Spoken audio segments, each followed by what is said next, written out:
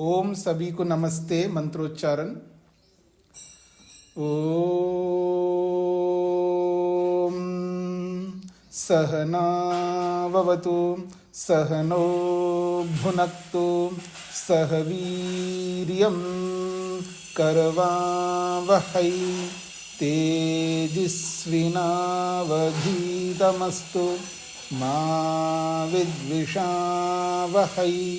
ओम शांति शांति शांति। शतपथ ब्राह्मण की कक्षा संख्या 15 है। द्वितीय अध्याय का प्रथम ब्राह्मण चल रहा है। 7 खंड पूरे किए हैं। प्रसंग चल रहा है अंगारों को उठा के रखना, अंगारों को पलटना, अंगारों के ऊपर कपाल को ढकना या कपाल के अंदर अंगारे को रखना। ये प्रसंग है। तो आइए, पृष्ठ संख्या 40 है, 8वां खंड है। अथ अंगारम आस्कौति। इसके पश्चात अंगारम अंगार को आस्कौति उठाकर रखता है। अंगारे को उठा करके कपाल में रखता है। तो कह रहे हैं नेद इह पुरा नाष्ट्रा रक्षांसी आविशन इति। नेद इह, ऐसा ना हो यहाँ पर पूरा पहले नाष्ट्रा रक्षांसी, नाशकारी विनाशकारी जो राक्षस है, ये ऐसा ना हो कि इस याग में प्रविष्ट हो जाए। इति, ऐसा बोल करके ब्राह्मणों ही रक्षसाम अपहंता। इसलिए जो ब्राह्मण है, ऋत्विक है, वो रक्षसाम अपहंता, राक्षसों को मारने वाले होते हैं, या यजमान जो है राक्षसों को मारने वाला होता है। तस्मात् अभिनीतम एव सव्यस्य पाने अंगुल्या भवति। तस्मात्, इसीलिए, अभिनीतम एव, इसलिए उस कपाल को अंगारे के ऊपर रखता है, ढकता है। और सव्यस्य पाने अंगुल्या भवति, और बाएं हाथ की अंगुली से उसको पकड़ के रखता है, अर्थात उसको दबा के रखता है, ताकि राक्षस लोग प्रविष्ट ना हो सके। ये इसका तात्पर्य है। शैलेश जी को क्या कहना है? स्वामी जी, मैं कई दिन की बात करता, मैं जुड़ रहा हूँ थोड़ा पृष्ठ संख्या से। हाँ जी, पृष्ठ संख्या 40 बोला था। हाँ जी,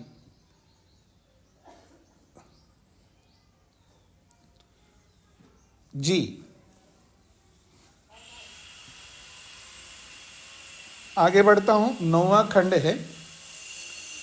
अथ अंगारम अद्युहति। अथ, उसके पश्चात अंगारम, अंगार को अद्युहति, कपाल पर रखता है। अथ अंगारम अद्युहति, उसके पश्चात अंगारे को या अंगार को अद्युहति, कपाल पर रखता है। इसको रख करके मंत्र का अंश बोलता है अग्ने ब्रह्म गृभनीश्व इति। अग्ने ब्रह्म गृभनीश्व इति, ये 18वां मंत्र है। यजुर्वेद के पहले अध्याय का 18वां मंत्र है। उसका एक वाक्य है अग्ने ब्रह्म गृभनीश्व इति। अग्ने ब्रह्म गृभनीश्व, इतना जो है ये उस मंत्र का एक वाक्य है। इति, ऐसा इस मंत्र के इस वाक्य को बोल करके नेद इह पुरा नाष्ट्रा रक्षांसी आविशन।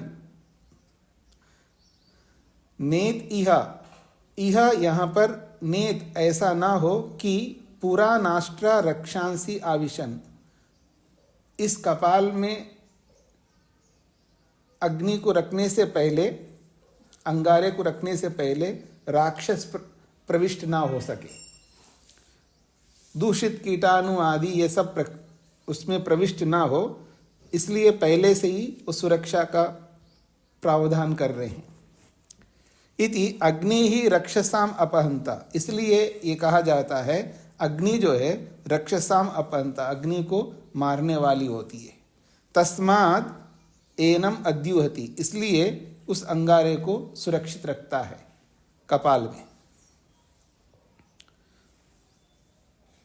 तो राक्षसों को भगाने वाले ये सब प्रतिनिधि है, एक प्रकार से चिन्ह मात्र हैं, चाहे ब्राह्मण हो, चाहे वो यज्ञ हो, चाहे वो अंगार हो, ये सब जो है राक्षसों को हटाने वाले।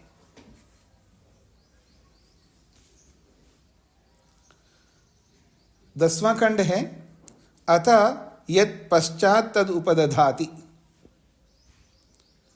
अथ यत् पश्चात, जो पश्चिम की ओर है, जो पिछला है, जो पीछे का जो कपाल है, उसको उपदधाति, उससे ढकता है। और मंत्र के अगले भाग को बोल रहा है धरुणमसि अंतरिक्षम दृंह इति। धरुणमसि अंतरिक्षम दृंह, ये उसी मंत्र के अगले वाक्य को बोल रहा है। और बोल करके धरुणमसि अंतरिक्षम दृंह ऐसा बोला है। अब इस वाक्य का अर्थ याज्ञवल्क्य कर रहे हैं, अंतरिक्षस्य इव रूपेण, अंतरिक्षस्य एव रूपेण एतदेव दृंह, ये अंतरिक्ष के रूप से ही ये सुरक्षा कर रहा है। अर्थात अंतरिक्षस्य एव रूपेण, अंतरिक्ष के रूप से ही ये एक प्रकार से दृंग, दृढ़ करता है, मजबूत करता है। एक प्रकार से अंतरिक्ष से अंतरिक्षस्थ प्राणियों को लिया जा रहा है। अंतरिक्ष का मतलब आकाश नहीं है, जो तीन लोक होते हैं ना, पृथ्वी लोक, अंतरिक्ष लोक और द्युलोक। तो पृथ्वी लोक तो आपको स्पष्ट है, द्युलोक भी स्पष्ट है। अंतरिक्ष लोक करते हैं, अंतरिक्ष अर्थात पृथ्वी और द्युलोक के बीच में जो खाली जगह है उसमें विद्यमान प्राणी। बहुत सारे प्राणी हैं जो सूक्ष्म रूप से विराजमान है, उनको अंतरिक्षस्थ प्राणी कहते हैं। तो यहां पर बोला जा रहा है अंतरिक्ष के रूप से ही इसको दृढ़ बनाता है। एक प्रकार से अंतरिक्षस्थ जो वायु है, वायु को भी अंतरिक्ष कहा जाता है, क्योंकि अंतरिक्ष में जो जो है वो सब लिया जाता है, चाहे सूक्ष्म प्राणी हो या वायु हो, वो सब अंतरिक्ष में स्थित, उसको अंतरिक्ष नाम से बोला जाता है। तो एक प्रकार से अंतरिक्ष में स्थित जो वायु है उसके माध्यम से इसको दृढ़ किया जा रहा है। इति एतेन एव द्विषंतम भ्रातृव्यम अवबाधते, इसी अंतरिक्ष के माध्यम से, अंतरिक्ष में स्थित वायु के माध्यम से, एतेन एव, इसी अंतरिक्ष के माध्यम से ही द्विषंतम भ्रातृव्यम अवबाधते, जो द्वेष करने वाला जो शत्रु है उसको अवबाधते, उसको दूर किया जाता है, उसको नष्ट किया जाता है। ब्रह्मवनित्व क्षेत्रवनि सजातवनि उपदधामि भ्रातृव्यस्य वधाय इति। ब्रह्मवनि जो ब्रह्मत्व है यानी ब्राह्मणत्व है उसको, क्षत्रवनि जो क्षत्रियत्व है, सजातवनि जो वैश्यत्व है, इन सबको उपदधामि, इन सबको मैं रखता हूँ, अर्थात इन सब शक्तियों को अपने पास रखता हूँ। भ्रातृव्यस्य वधाय, ताकि शत्रु को मार सके। ये जो यज्ञ है, याग है, उसमें ब्रह्मत्व है, ब्राह्मणत्व भी है, क्षत्रियत्व भी है, वैश्यत्व भी है। इन सब सामर्थ्यों से हम जो दूषित करने वाले जो शत्रु हैं या हमें दुख देने वाले जो शत्रु है, उन सबको नाश कर सकते हैं, उन सब का नाश होता है ब्राह्मणत्व से, वैश्यत्व से, क्षत्रियत्व से। इस प्रकार से ये इसका तात्पर्य है। और मंत्र जो है, ये यजुर्वेद का जो मंत्र है, पहले अध्याय के 18वां मंत्र है, अग्ने ब्रह्म गृभनीष्व धरुनमसि अंतरिक्षम दृंह ब्रह्मवनि त्वा क्षेत्रवनि सजातवनि उपदधामि भ्रातृव्यस्य वधाय।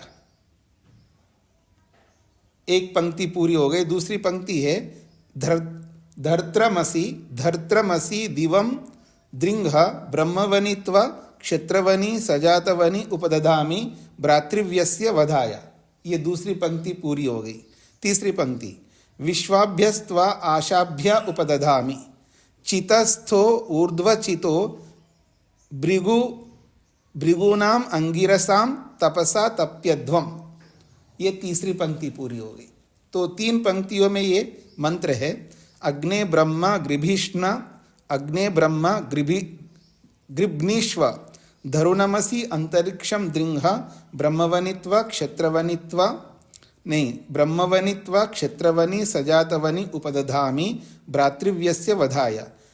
धर्त्रमसि दिवम दृंह ब्रह्मवनित्वा क्षेत्रवनि सजातवनि उपदधामि भ्रातृव्यस्य वधाय। विश्वाभ्यस्त्वाशाभ्यः उपददामि चितस्थ ऊर्ध्वचितो भृगूनाम अंगिरसाम तपसा तप्यध्वम।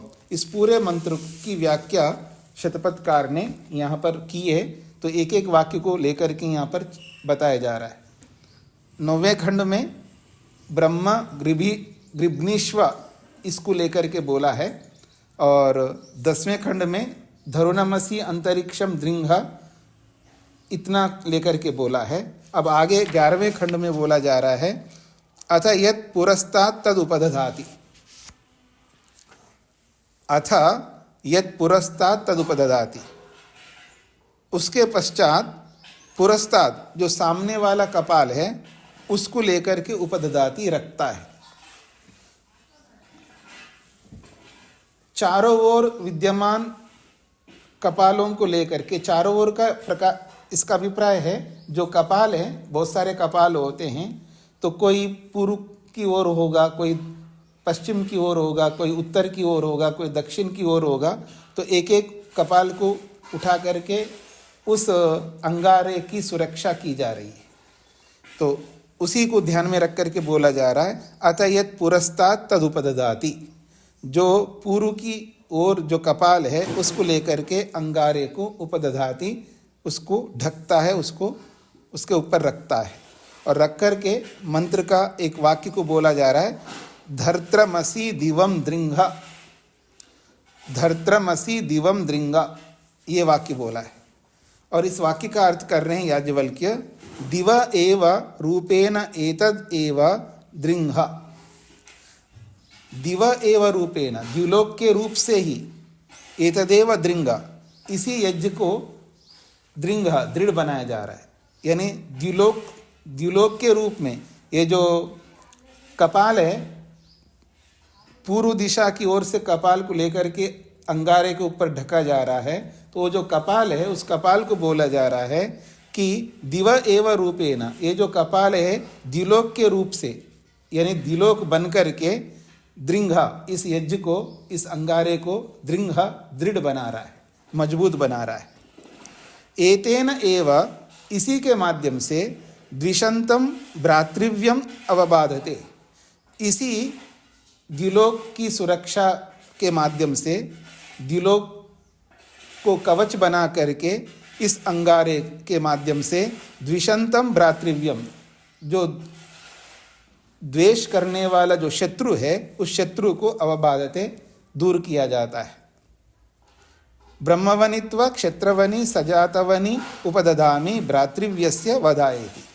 ब्राह्मणत्व को, क्षत्रियत्व को, वैश्यत्व को धारण करते हुए सभी सामर्थ्यों को अपना करके जो भ्रातृव्य रूपी जो शत्रु है उसको विनाश कर सकते हैं। ये इसका तात्पर्य है।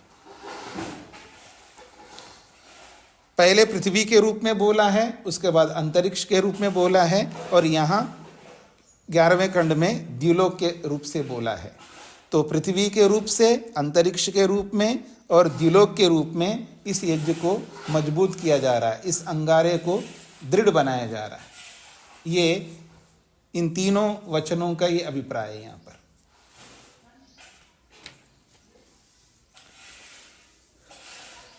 आगे बढ़ते हैं जी।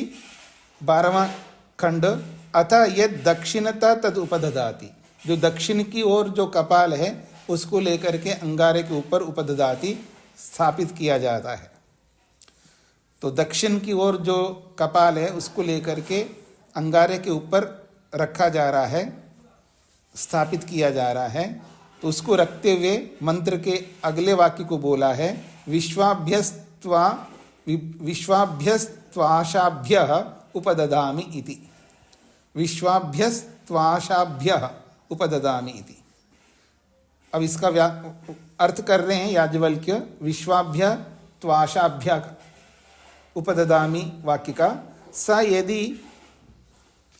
यद इमान लोकान अति चतुर्थम अस्ति, स यद इमान लोकान अति चतुर्थम अस्ति।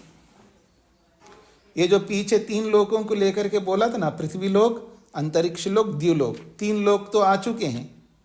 उसके बाद फिर और क्या हो सकता है? तो कह रहे हैं यद इमान लोकान अति चतुर्थम अस्ति, यदि इन 3 लोकों के अतिरिक्त कोई चतुर्थ लोक है, यद इमान लोकान, इन तीनों लोकों के अतिरिक्त चतुर्थम अस्ति, कोई चौथा लोक है, वह न वा अथवा नहीं है, तेन एव एतद् द्विषंतम भ्रातृव्यम अवबाधते। अगर कोई लोक है मान करके अथवा लोक नहीं है ऐसा मान करके, फिर भी उसके माध्यम से द्विषंतम भ्रातृव्यम, द्वेष करने वाले शत्रु को अवबाधते, दूर किया जाता है, नष्ट किया जाता है। अनद्धा वै तद यद इमान लोकान अति चतुर्थम अस्ति। तो कह रहे हैं अनद्धा, ये जो चतुर्थ लोक है वो अनद्धा है, अस्पष्ट है, अभिव्यक्त नहीं है, प्रकट नहीं है, अर्थात परोक्ष है। इसका अर्थ है अनद्धा वै तद इमान लोकान अति चतुर्थम। ये जो 3 लोक है, इन तीनों लोकों के अतिरिक्त जो चतुर्थ लोक है वो अनद्धा, अस्पष्ट है, परोक्ष है। नवा अथवा नहीं है, नवा नद्धा अथवा नहीं है तो भी तद विश्व आशा तस्माद आहा। तो तद विश्व आशा, वो समस्त दिशाओं से उसकी सुरक्षा। आशा का अर्थ यहाँ दिशाएं लिया जा रहा है। आशा का अर्थ एक तो इच्छाएं भी होती हैं, आशाएं जिसको हम कहते हैं इच्छाएं, अभिलाषाएं, लेकिन आशा का अर्थ यहाँ पर दिशाओं को किया है। विश्व आशा यानी चारों दिशाएं, विश्व आशा का अर्थ है चारों दिशाएं। आशा का अर्थ दिशा क्यों लिया है? यही विशेष अर्थ है। मना वेदांगों में एक महत्वपूर्ण एक अंग है जिसका नाम है निरुक्त। निरुक्तकार ने वेद में आए हुए कठिन कठिन शब्दों का अर्थ किया है। कठिन शब्द का मतलब यह है कि कठिन इस रूप में है कि अग्नि शब्द से सीधा सीधा वहां भौतिक अग्नि लग रही है, लेकिन भौतिक अग्नि ना होकर के कोई दूसरी अग्नि भी है, ऐसा अर्थ करता है निरुक्तकार। यानी उस अग्नि के अनेक अर्थ करता है। ऐसे आशा शब्द के अनेक अर्थ करता है। तो निरुक्तकार ने आशा को दिशाओं के अंतर्गत माना है, अर्थात आशाएं मतलब दिशाएं। तो इसलिए कहा तद यद विश्व आशा, जो सभी जो दिशाएं हैं उन सभी दिशाओं के माध्यम से उस याग की रक्षा या उस अंगारे की रक्षा की जानी चाहिए। तस्माद आहा, इसलिए मंत्र कहता है विश्वाभ्यस्त्वाशाभ्य उपददामि। मैं इन सभी दिशाओं के माध्यम से, सभी दिशाओं की ओर से इस कपाल को उपददामि रखता हूँ। अर्थात चारों दिशाओं को उपलक्षण मान करके, चारों दिशाओं का प्रतिनिधि मान करके इस कपाल को उपदधामि रखता हूँ। ये इसका तात्पर्य है। इति, इसीलिए तूष्णीम वै वा इतरानि कपालानि उपदधाति। और बाकी और भी तो कपाल होते हैं, उन सारे कपालों को तूष्णीम वै, शांति से अर्थात बिना बोले ही, बिना मंत्र बोले ही बाकी कपालों को भी वो रखता है। जितने कपाल होते हैं उतने कपालों को अंगारों के ऊपर रखना होता है, क्योंकि उन कपालों में पुरोडाश आदि बनाना होता है। जैसे किसी आग में 8 कपाल होता है, 8 कपाल होते हैं, तो 8 कपालों में पुरोडाश बनाना होता है। तो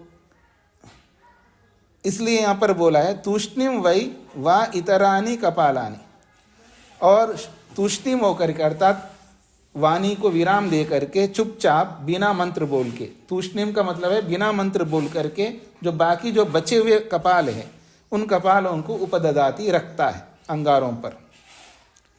चितस्था ऊर्ध्व चितः इति वा, चितः स्था तुम चयन करने वाले हो। चित का मतलब चयन, चूज करने वाले हो। चितस्था तुम जो है चयन करने वाले हो। ऊर्ध्व चिता उत्कृष्टता से चयन करने वाले हो, ऐसा इसका तात्पर्य। तो ये 12वां खंड पूरा हो गया जी। आगे बढ़ता हूं जी मैं 13वां खंड की ओर।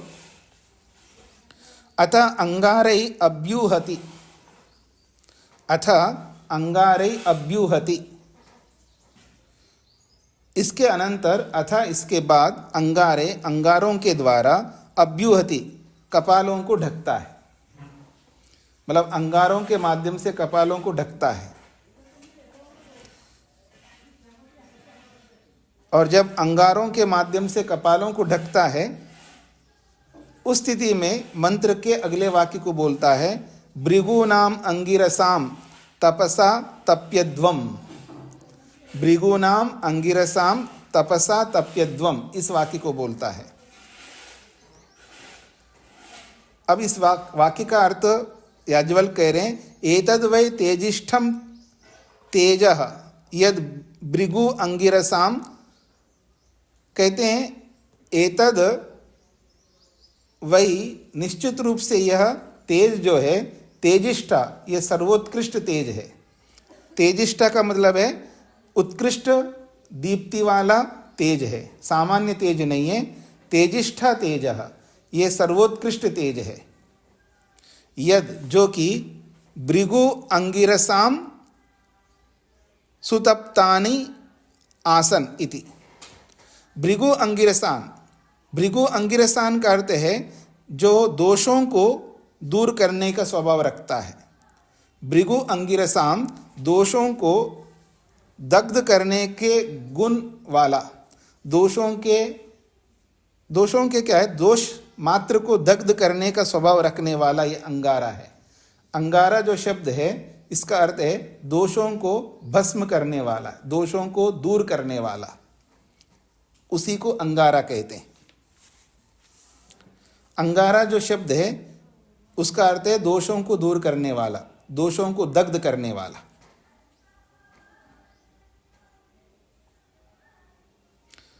और भृगु अंगिरसाम का अर्थ है दोषों को दग्ध करके और गुण को बढ़ाने वाला, उसको भृगु अंगिरस कहते हैं।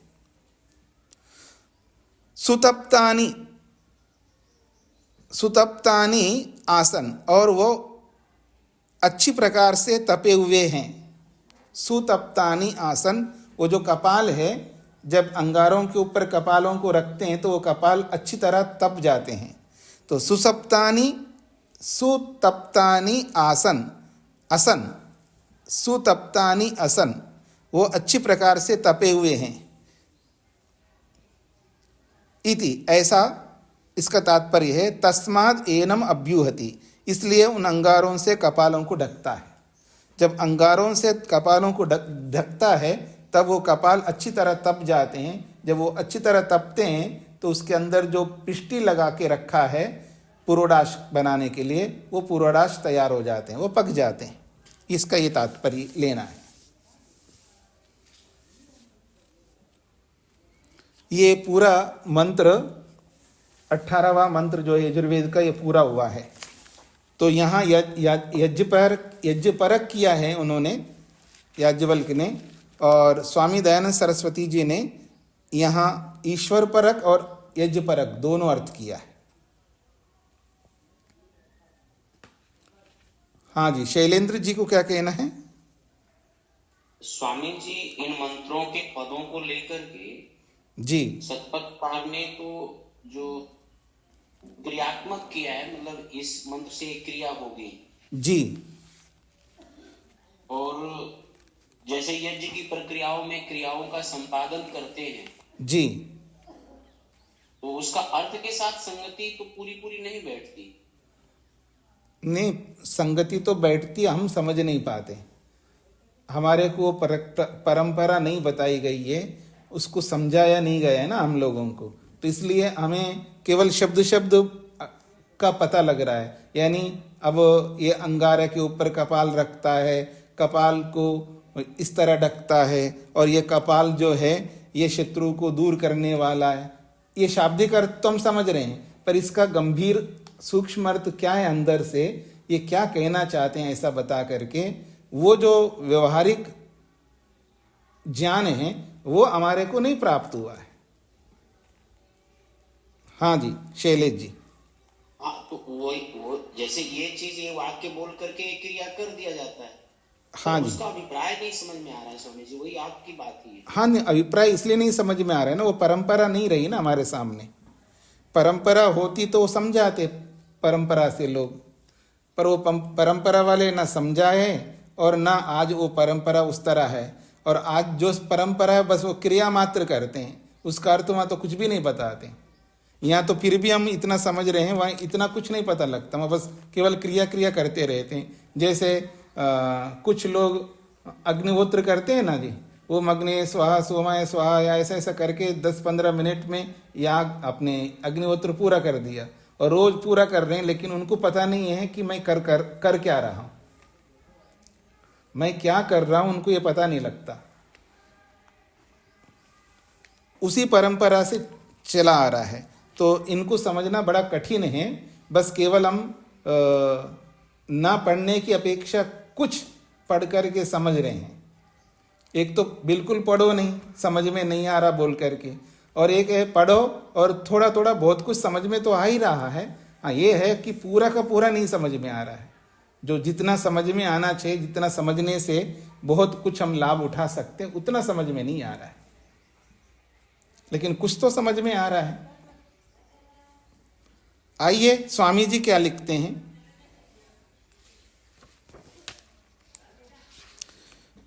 तो स्वामी दयानंद सरस्वती जी ने यहां दोनों अर्थ किया, भौतिक परक भी अर्थ किया है और ईश्वर परक भी अर्थ किया है। एक ही शब्द है, अब एक ही शब्द का अर्थ भौतिक अग्नि भी है और ईश्वर रूपी अग्नि है। जो दो अर्थ निकाल के बताया जा रहा है ना, इसको श्लेष कहते हैं।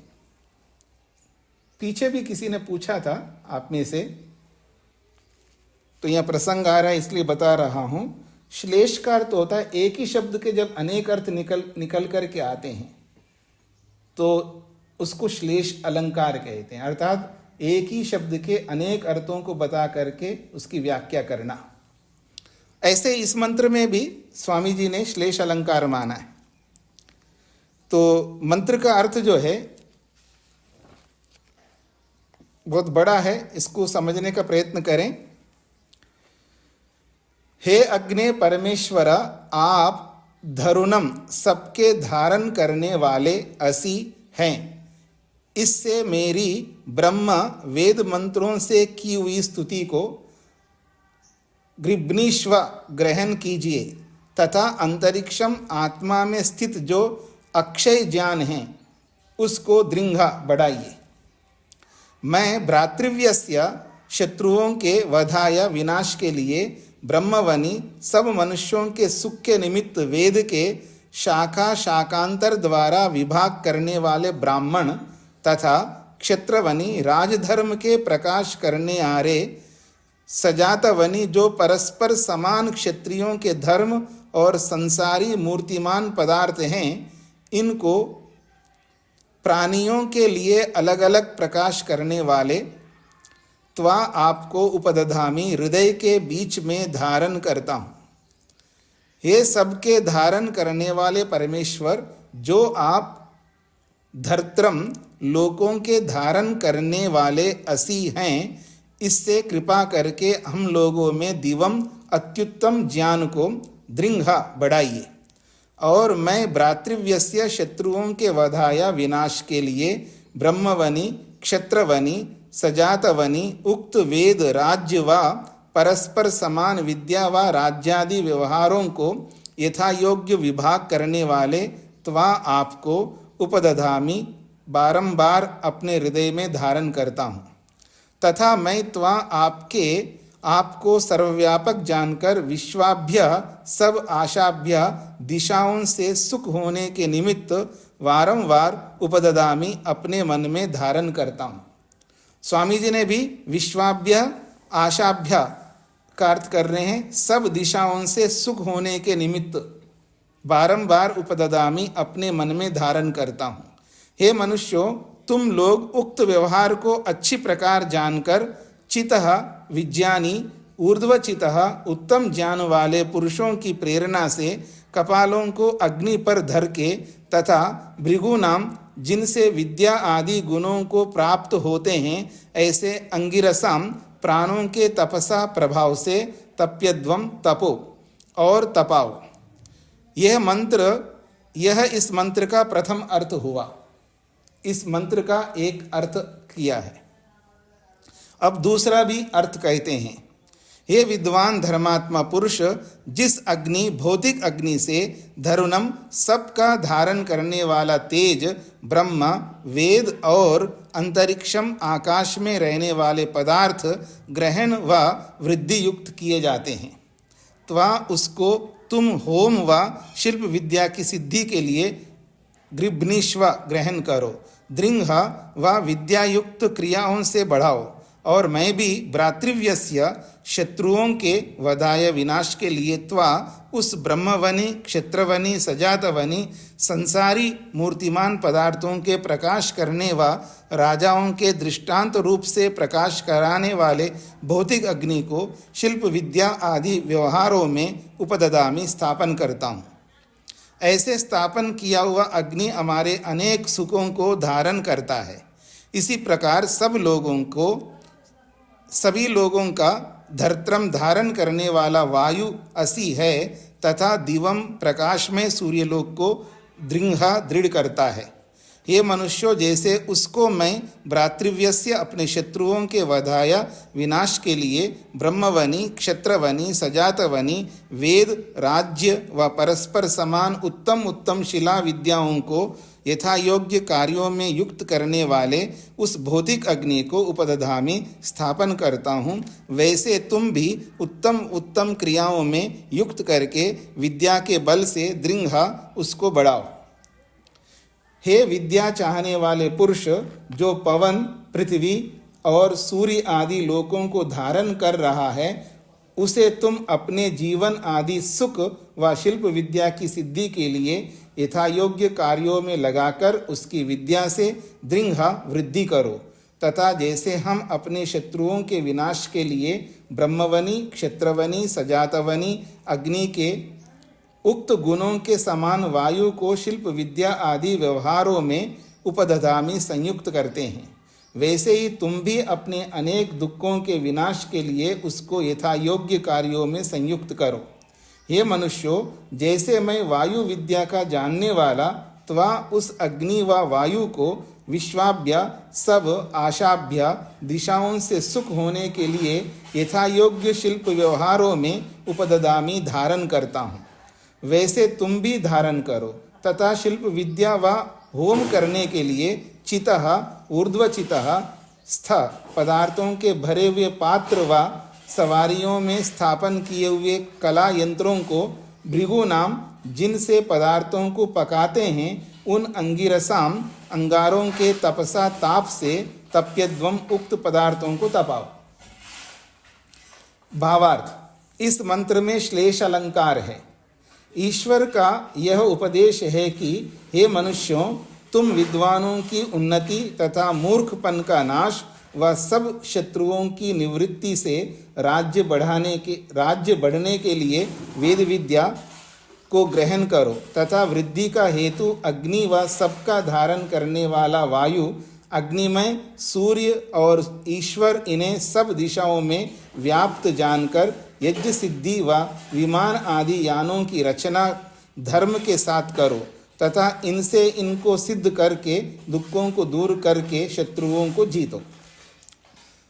तो इस मंत्र के दो अर्थ किया है, एक ईश्वर परक, एक भौतिक अग्नि परक। इसलिए इस मंत्र में श्लेष अलंकार है, ये इसका तात्पर्य है। तो आइए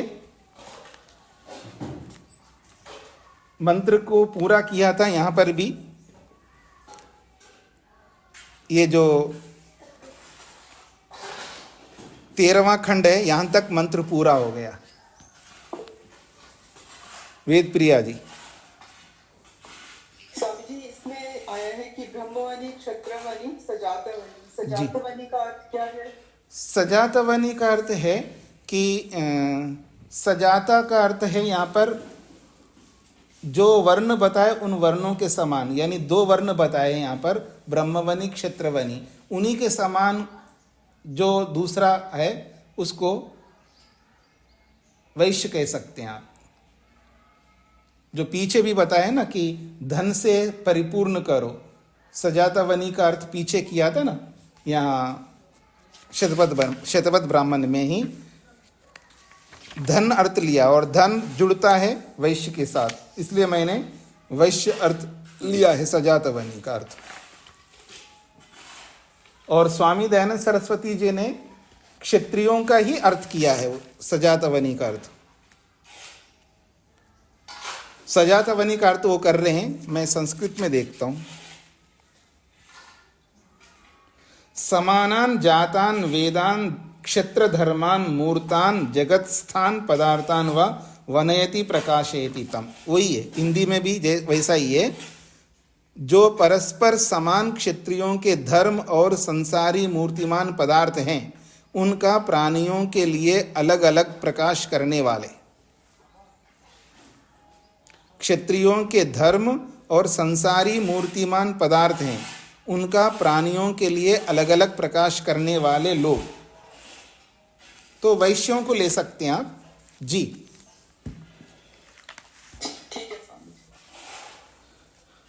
चौथा खंड, 14वां खंड है। इसके आगे अंगारों की प्रक्रिया पूरी हो गई है। 14वें खंड में अब दृशद उपल को लेकर के बताया जाएगा, सिलबट्टा को लेकर के। अथा यो दृशद उपले उपदधाति, अथा उसके पश्चात जो दृशद उपले, सिल और बट्टा, ये दोनों को उपदधाति रखता है। अब इसको रखते हुए मंत्र भी बोलता है। स कृष्णाजिनम आदत्ते शर्मासी, स कृष्णाजिनम आदत्ते शर्मा असि। मंत्र है शर्मा असि, यहां से प्रारंभ होता है। तो कृष्णाजिनम आदत्य का मतलब है मृग चर्म को ग्रहण करता है, और मृग चर्म को धारण, कृष्णाजिनम आदत्ते सह वह ऋत्विक कृष्णाजिनम आदत्ते मृग चर्म को ग्रहण करता है, लेता है। और लेता हुआ बोलता है वेद मंत्र का एक वाक्य, शर्मा असि, तुम शर्म हो। शर्म कहते कल्याण को। शर्मा असि, तुम शर्मा हो, तुम कल्याणकारक हो। कृष्णा जिनको कहा जा रहा है इति। फिर उसके बाद तद अवधुनोति, तद अवधुनोति, उस कृष्णा जिनको अवधुनोति झाड़ता है। और जब झाड़ता है तब शर्मा असि इसी मंत्र के अगले वाक्य को बोलता है, अवधूतम रक्षो अवधूता अरातया। अवधूतम रक्षा, तो यहां पर बोला जा रहा है अवधूतम रक्षा, मैं रक्षा का अवधूतम, अर्थात राक्षसों को अवधूतम झाड़ दिया, उनको दूर भगाया। अवधूतम का मतलब है झाड़ दिया, दूर कर दिया। किसको? रक्षा, राक्षसों को। फिर कहा अवधूता अरातया, अरातया जो दान न देने की जो प्रवृत्तियां हैं उनको भी अवधूता, उनको भी भगा दिया अपने जीवन से। इति, ऐसा इसका तात्पर्य है। सो असौ एव बंधु, ये वही यहाँ पर बंधु है। असौ एव बंधु, वास्तव में यही उसका बंधु है। तो यहाँ पर बंधु कहा जा रहा है, तो किसको बंधु कहा जा रहा है? इस यज्ञ के लिए कृष्णाजिन ही उसका बंधु है। तत्प्रतीचीन ग्रीवम उपस्त्रिनाति, तत् उसी कृष्णाजिन को प्रतीचीन ग्रीवम, प्रतीचीन पश्चिम की ओर उसका गर्दन अर्थात उसका मुख, जो कृष्णाजिन का जो मुख है, जब पूरा मृगचर्म होता है तो उसका मुख सहित मृगचर्म होता है, तो उसका जो मुख आकृति वाला जो भाग है उसको प्रतीचीनम, प्रतीचीन ग्रीवम, उसके ग्रीवा को, उसके गर्दन को पश्चिम की ओर रखता हुआ उपस्त्रिनाति, उसको बिछाता है। बिछा करके मंत्र के अगले वाक्य को बोलता है, आदित्यास्त्वग असि प्रतित्वा अदितिर्वेत्तु इति। आदित्यास्त्वग असि प्रतित्वा अदितिर्वेत्तु, ये पूरा वाक्य है। आदित्यास्त्वग असि प्रतित्वा अदितिर्वेत्तु, तो उस कृष्णाजिन को बोल रहा है, आदित्यास्त्वग असि, तुम आदित्य के त्वचा हो, तुम आदित्य रूपी सूर्य की त्वचा हो। प्रति त्वा अदितिर्वेत्तु, इसलिए तुझको अदिति व्रेत्तु, आदित्य तुमको जाने। इति सो असो एव बंधु, और वो आदित्य भी इस मृग चर्म का बंधु है।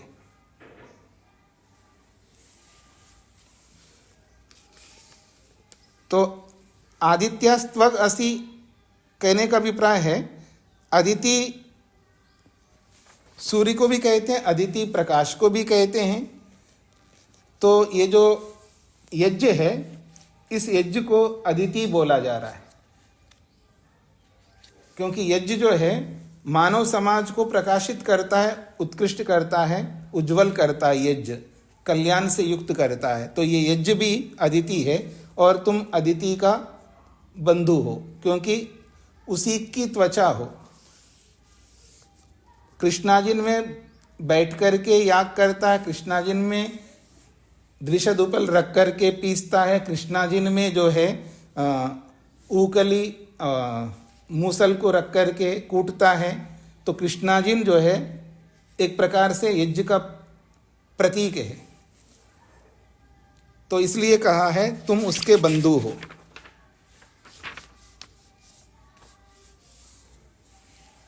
हाँ जी, मैं आगे बढ़ूं। आगे कहा जा रहा है, 15वां खंड है, अथ दृशदम उपददाति। उसके पश्चात कृष्णाजिन को बिछा दिया है, उसके पश्चात दृशदम उपददाति, सिल को या शिला को उपददाति रखता है। अतः दृशदम उपददाति, उस कृष्णाजिन के ऊपर, उस मृग चर्म के ऊपर शिला को, वो जो पत्थर का बड़ा पत्थर जो होता है उसको रखता है। उसको रख करके मंत्र के अगले वाक्य को बोलता है, दृशना असि पर्वती प्रति त्वा आदित्यास्त्वग वेत्तु इति। दृशना असि पर्वती प्रति त्वा आदित्यास्त्वग वेत्तु।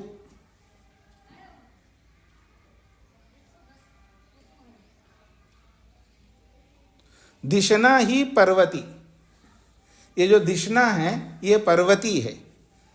पर्वती का मतलब पर्वत से आया हुआ है। ये जो पत्थर है कहाँ से आता है जी? पर्वत से आता है। तो दिशना ही पर्वती, दिशना ही पर्वत है, यानी पर्वत का ही ये अंश है, इसलिए दिशना ही पर्वती कहा है।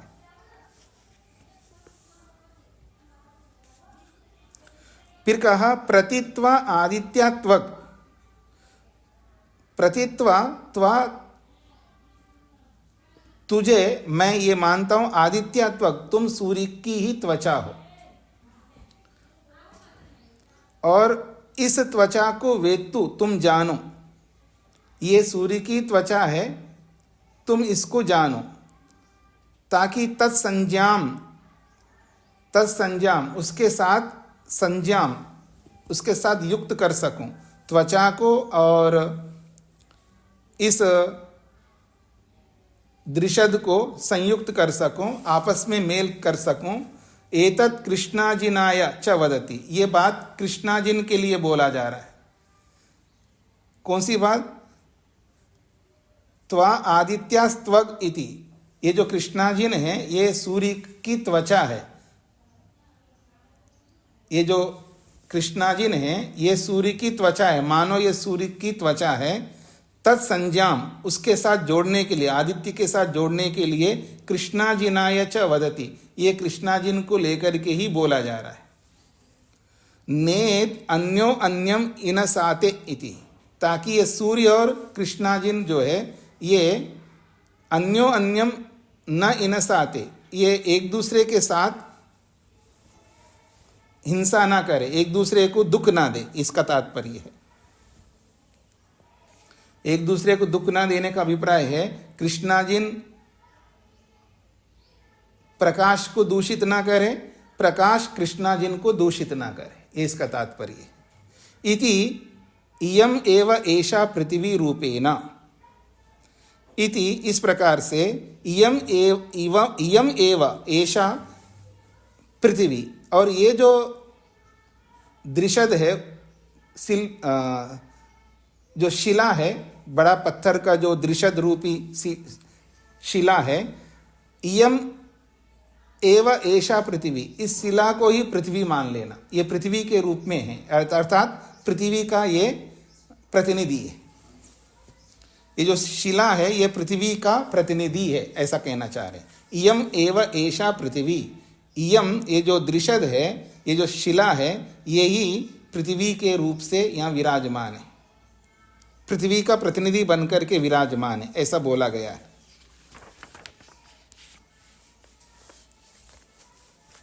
अब ये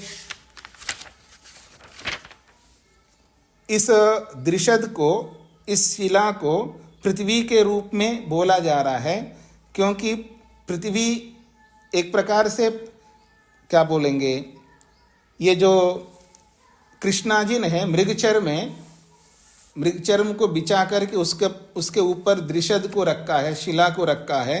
तो अब एक प्रकार से कृष्णाजिन के ऊपर शिला है और वो शिला को पृथ्वी का प्रतिनिधि माना जा रहा है, क्योंकि मृगचर्म के नीचे दब गई ना पृथ्वी, अब उसके ऊपर इस शिला को रखा है, तो एक प्रकार से ये जो शिला है ये पृथ्वी के रूप में विराजमान है, ऐसा कहना चाहते हैं। और इस पृथ्वी को और सूर्य के साथ में संबंध रखना है, इस दृशद को आदित्य के साथ संबंध रखना है, और उस आदित्य को इस कृष्णाजिन के साथ संबंध रखना है। इसलिए ये परस्पर एक दूसरे को दुख ना दे सके। नेद अन्यो अन्यम इनसाते इति, ये एक दूसरे को नेद दुख ना दे। इनसाते ये क्रियापद है, अन्यो अन्यम नेद इनसाते, ये एक दूसरे को दुख कष्ट ना दे सके, एक दूसरे को दूषित ना कर सके, ऐसे रहे, कोई भी इसमें से दूषित ना हो, ये इसका तात्पर्य है।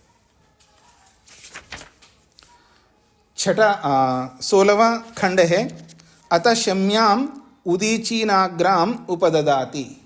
पीछे आपने पढ़ा है ना, शम्या, वो जो लकड़ी का लंबा सा होता है उसको शम्या कहते हैं। तो अतः शम्याम उदीचीनाग्रम उपददाति, इसके पश्चात शम्या को उदीचीनाग्रम, उत्तर की ओर, अग्राम अग्रभाग को, क्योंकि उस लकड़ी का जो अग्रभाग है वो बिल्कुल नुकीला होता है और पीछे पीछे जाते जाएंगे तो मोटा मोटा होता जाता है, तो उसके लिए बोला जा रहा है ये जो शम्या है उसको उदीचीनाग्राम, उसके अग्रभाग को उत्तर की ओर रखते हुए उस दृशद के ऊपर उपददाति रखता है, उस पत्थर के ऊपर उसको रखते हैं, लेकिन उसका जो अग्रभाग है उसको उत्तर की ओर करके रखते हैं। जब उस शम्या को रखते हैं उस स्थिति में मंत्र के अगले वचन को बोलते हैं दिवस कंभनी असि।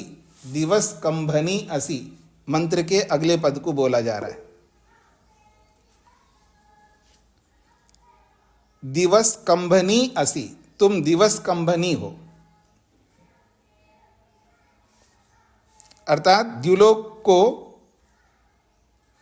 रोक करके रखने वाले हो। स्कंभनी का मतलब है रोकना। दिवस कंभनी, द्युलोक को रोकने वाली हो, ऐसा उसको बोला। यानी शम्या को बोला जा रहा है, शम्या को द्युलोक को रोकने वाला बताया जा रहा है। दिवस कंबनी असी, तुम दिवस कंबनी हो, द्युलोक को रोकने वाली हो।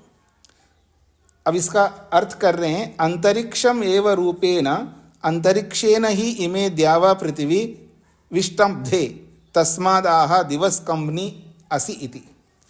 याज्ञवल्क्य कह रहे हैं अंतरिक्षम एव रूपेण, ये अंतरिक्ष के रूप में विराजमान है। अंतरिक्षम एव रूपेण, ये अंतरिक्ष के रूप में विराजमान है। ये कौन? ये जो शम्या। देखिए द्रिशद जो शिला जो रखा है उसको पृथ्वी माना है, और उस शिला के ऊपर जो है शम्या को रखा है। फिर उस शम्या के ऊपर द्युलोक है। स्पष्ट हो रहा है जी? प्रतीक मान करके चल रहे हैं। पृथ्वी का प्रतीक जो है शिला है, द्रिशद है, और उसके ऊपर शम्या को रखा है, और शम्या को जो है अंतरिक्ष बनाया जा रहा है, और फिर उस अंतरिक्ष के ऊपर कौन है? द्युलोक है। अब ये जो शम्या जो है अंतरिक्ष बन करके उस पत्थर के ऊपर रखा हुआ है, वो एक प्रकार से द्युलोक को रोक रहा है, इसका ये तात्पर्य। तो दिवस कंबनी असी, उस शम्या को बोला है दिवस कंबनी असी, तुम तो दिवस कंबनी हो, अर्थात द्युलोक को रोकने वाले हो। अंतरिक्षम एव, ये जो शम्या है वो अंतरिक्षम एव, वो तो अंतरिक्ष है। तो अंतरिक्षमेव रूपेण, वो अंतरिक्ष के रूप से विराजमान है, इसलिए अंतरिक्षेन ही इमे द्यावा पृथ्वी विष्टब्धे तस्माद आह दिवस कंबनी इति। अंतरिक्षेन ही इमे द्यावा पृथ्वी, इमे द्यावा पृथ्वी, ये जो द्युलोक और पृथ्वीलोक है ये दोनों अंतरिक्षेन, अंतरिक्ष के माध्यम से विष्टब्धे, रुके हुए हैं। अर्थात द्युलोक और पृथ्वीलोक के बीच में ये जो शम्या है वो द्युलोक और पृथ्वीलोक को बीच में संपर्क से रोका हुआ है, ऐसा कह सकते। तस्माद आवा दिवस कंबनी असि इति।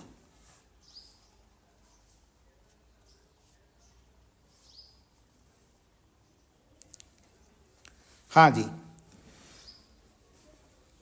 दिवस कंबनी का अर्थ यहां पर कर रहे अंतरिक्षम एवा। ये जो शम्या है उसको अंतरिक्ष बोला है, तो अंतरिक्षमेव रूपेण, अंतरिक्ष के रूप से वो विराजमान है। अर्थात शम्या एक प्रकार से मानो अंतरिक्ष है।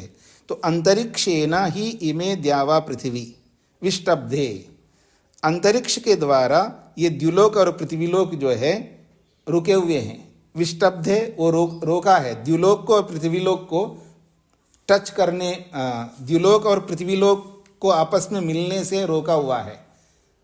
विष्टब्धे, रोकने वाला है अंतरिक्ष। किसको रोकने वाला? द्युलोक और पृथ्वीलोक को मिलने से रोकने वाला है। तस्माद आह, इसलिए कहा जा रहा है दिवस कंभनी असी, तुम द्युलोक को रोकने वाले हो। पृथ्वी के साथ संबंध रखना चाहता है द्युलोक, लेकिन ये अंतरिक्ष जो है उस संबंध को रोकने वाला है, अर्थात उसके बीच में आ गया है अंतरिक्ष, ऐसा कहना तात्पर्य है इसका। हाँ जी, कुसुम जी को क्या कहना है? स्वामी जी नमस्ते जी। स्वामी जी, छोटा पत्थर माना है सम्या को पहले? हाँ जी, सम्या को पहले छोटा पत्थर माना है, बाद में अंतरिक्ष? नहीं, छोटा पत्थर नहीं माना है, बस वो शम्या जो है उसको वहाँ रखा है, लकड़ी को। छोटे वो जो आप उपल को कह रहे हो ना, बट्टे को कह रहे हो ना, वो बट्टा मान करके नहीं बोल रहे हैं, वो शम्या को ले रहे हैं, बट्टे को नहीं ले रहे हैं बीच में। तो अंतरिक्ष ही मान रहे हैं ऐसे? हाँ जी, वो जो शम्या है उसको अंतरिक्ष मान रहे हैं। तो क्योंकि शिला जो है वो पृथ्वी के समान हो गया और ऊपर द्युलोक है और बीच में अंतरिक्ष है, तो ये अंतरिक्ष बन करके रोक रहा है। द्युलोक सम्या है किस रूप में है सम्या? लकड़ी का बताया था ना, एक लंबा लकड़ी है।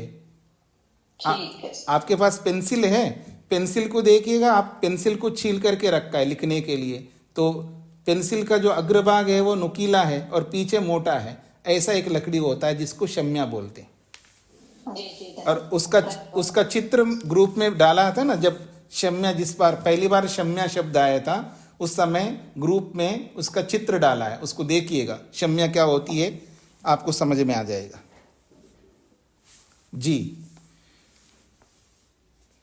और किसी कुछ कहना है? नितिन जी को क्या कहना है? हाँ, नमस्ते स्वामी जी। जी। ये सब प्रक्रिया में पितर लोग जो बोला जाता है वो कहाँ पे रहता है? पितर ये अंतरिक्ष में? पितर लोग कहाँ रहते हैं? हाँ, पितर लोग। पितर लोग तो धरती में रहते हैं जी। अच्छा, उनका स्थान धरती भी? हाँ, धरती है ना। पितर का मतलब जो मरे हुए नहीं होते, पितर का मतलब जीवित लोगों को पितर कहते हैं। अच्छा। हाँ तो जी। जो मरे हुए थे उनका जो क्या आत्मा हुआ कि रहता है, तो वो वेटिंग में जो रहते हैं वो जी। लोगों का स्थान कहाँ पे? वो तो कहीं भी रह सकते हैं, आप में भी रह सकते हैं, मेरे में भी रह सकते हैं, टेबल कुर्सी में भी रह सकते हैं, कहीं भी रह सकते हैं। परमात्मा उसको कहीं भी रखेंगे और उनके कहीं भी रहने से किसी को कोई हानि नहीं होती है, ना आपकी ना मेरी ना किसी की हानि होती है। वो कुछ कर नहीं सकते ना। अच्छा, हाँ। उसको शास्त्र ने कहा अनुशयी आत्मा,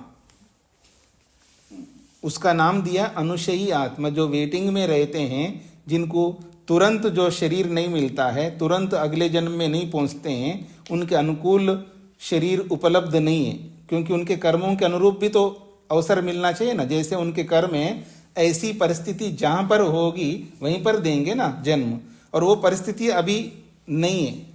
कोई सोचे क्यों नहीं है, उसके जिम्मेदार तो हम हैं, क्योंकि हम कर्म करते हैं ना, हम ही परिस्थिति को उत्पन्न करते हैं। तो ऐसी परिस्थिति को उत्पन्न करने वाले अभी उपलब्ध नहीं है, तो उन आत्माओं को वेटिंग में रखता है।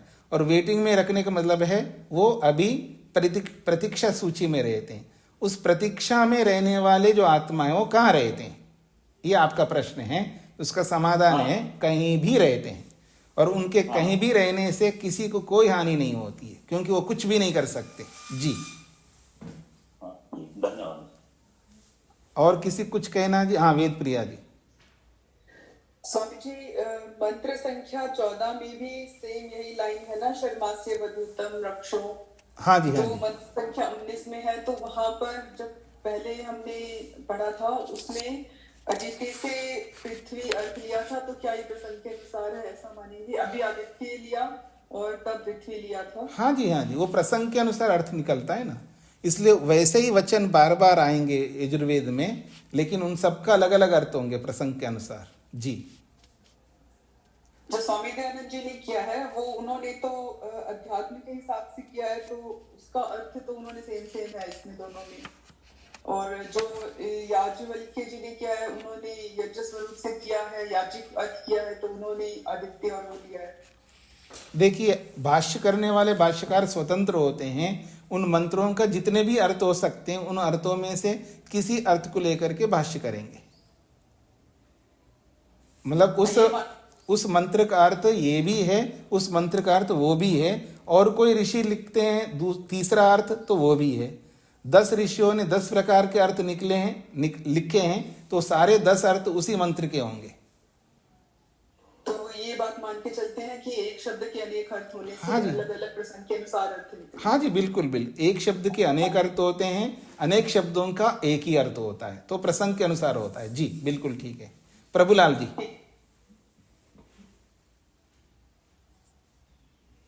प्रभुलाल जी को क्या कहना है? अच्छा, कोई बात नहीं, तो इसको यहीं पर विराम देते हैं जी। ओम